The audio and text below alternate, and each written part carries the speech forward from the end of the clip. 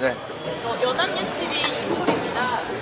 국민의힘 한동훈 위원장이 총선 공약으로 세 자녀 이상 가구 대학 등록금 전액 지원 소득 기준 폐지라든가 각종 지원에서 다자녀 기준을 세 자녀에서 두 자녀로 낮춘다고 했는데 이런 부분들 어떻게 생각하시는지 동의하시는지도 궁금합니다. 지금 말씀하신 내용을 들어보니까 국민의힘이 이제 좀 정신을 차린 것 같습니다.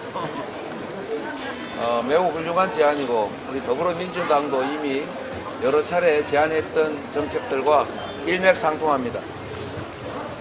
특히 다자녀 기준을 3명에서 2명으로 낮추는 문제뿐만 아니라 대학생 장학금 등록금 지원 문제도 소득 제한을 철폐하겠다 이렇게 말씀하셨다는 거지 않습니까? 그건 우리 민주당이 계속 주장해왔던 기본소득의 이념에 기본사회 이념에 부합하는 것이고 지금까지 국민의힘이 계속 반대 입장을 취해오다가 지금 선거가 급하니까 입장이 바뀐 것 같은데 매우 칭찬합니다. 네. 여기가 권영길 전 의원이랑 고 노회찬 의원 배출한 지역구인데 현재 판세 어떻게 보고 계시고 이 낙동강 벨트에서 목표 의석수와 핵심 전략이 있을까요? 이번 선거의 가장 핵심적인 의제는 정권의 실정을 심판하는 것입니다. 선거는 주권자들이 권력을 위임하고 또 위임한 권력을 제대로 행사했는가, 국민을 위해서 어떤 성과를 냈는가를 판단해서 다시 권력을 부여할 것인지 권력을 회수하고 다른 정치 집단 또는 다른 정치인에게 맡길 것인지를 결정하는 것입니다. 그래서 이번 4월 10일 선거는 심판 선거고 지난 2년간의 윤석열 정권의 성과를 심판하는 것입니다. 잘했다면 국민 여러분께서 표를 더 주실 거고 잘못했다고 생각하면 책임을 물을 것입니다. 이번 4월 10일 선거에서 창원 성산지구의 선거 구도는 지금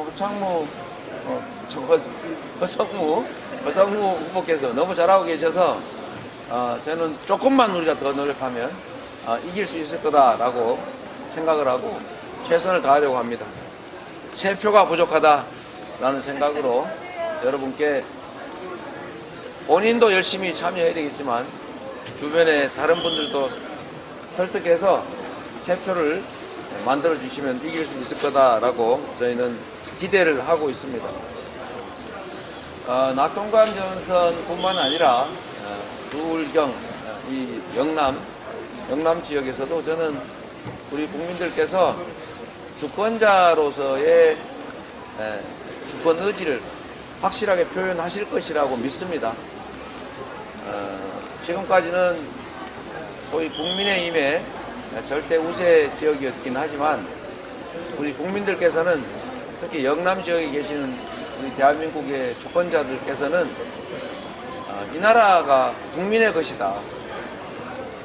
국민의 주권을 배반하는 국민의 삶에 관심이 없는 아무런 성과를 내지 못했을 뿐만 아니라 국민의 삶을 망가뜨린 국민의 삶을 망친 윤석열 정권에 대해서 이번에 확실하게 심판하실 것이라고 믿습니다.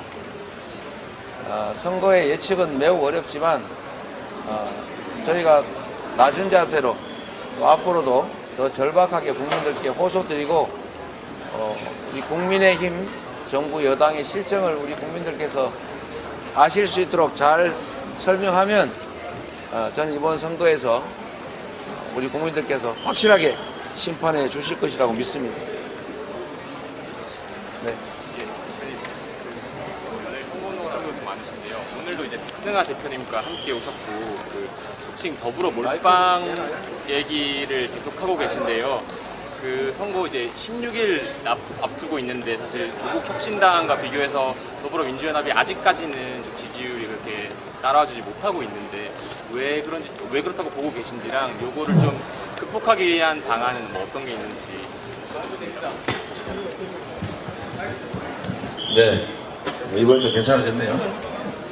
저 미안한데 질문을 제가 거의 못 들어가지고. 오늘도 이제 백승아 대표님이랑 같이 왔는데 이거 한번 이걸로 봐줘.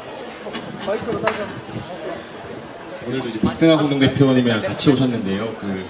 이 며칠 전부터 이 더불어 몰빵론을 계속 말씀하시고 계신데요. 이 여론 조사들을 보면 아직까지 조국 혁신당에 비해 봤을 때 이 더불어민주연합 지지율이 미치지 못하는 결과들이 나오고 있는데 왜 그렇다고 보시는지랑 이걸 좀 극복하기 위한 뭐 보관이 있으시면 어떤 게 있을지 여쭙습니다.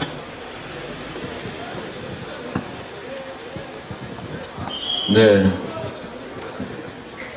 더불어민주연합은 우리 더불어민주당이 함께 만든 비례 전용 정당입니다. 우리 국민들께서 아직은 그 사실을 정확하게 모르고 계셔서 모두가 알고 계신 게 아니어서 그런 현상이 있지 않나 싶고 앞으로 더불어민주연합과 더불어민주당의 관계를 명확하게 인식하시게 되면 상황은 많이 바뀔 것이라고 생각합니다. 또 혹시 한 번만 더 할까요?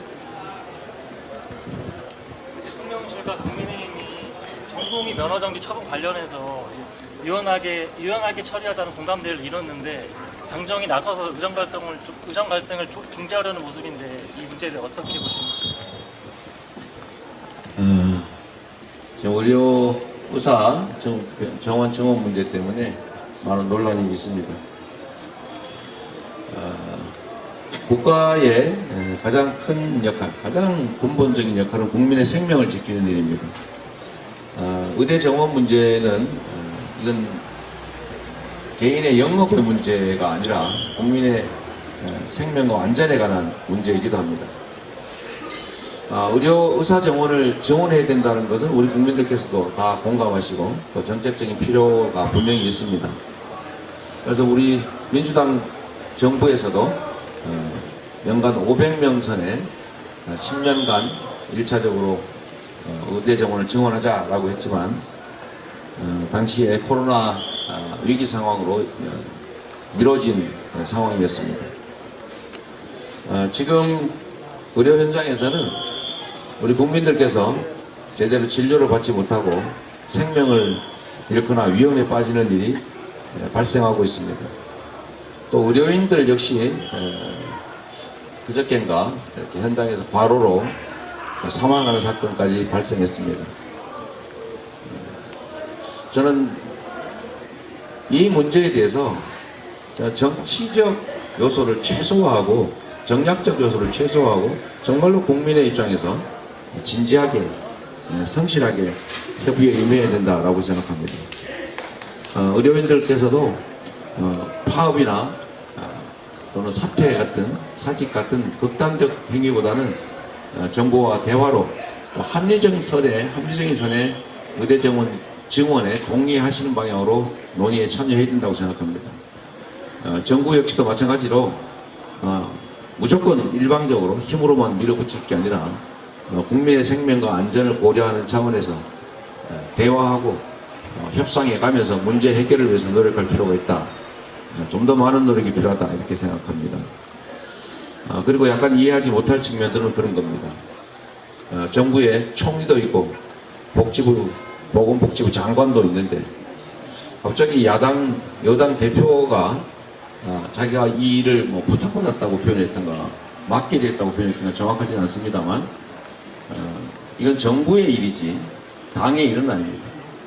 물론 당이 나설 수도 있고 저희도 열심히 노력은 하고 있습니다만 정부의 역할은 정부가 해야 되고 당의 역할은 당의 역할을 해야 된다라는 점에서 혹여라도 정략적 차원에서 이 문제에 접근하지 않기를 오로지 국민의 건강권, 국민의 생명과 안전이라는 측면에서만 진지하게 성실하게 이 문제 해결에 임해 주시기를 정부와 대통령 측에 요청드립니다.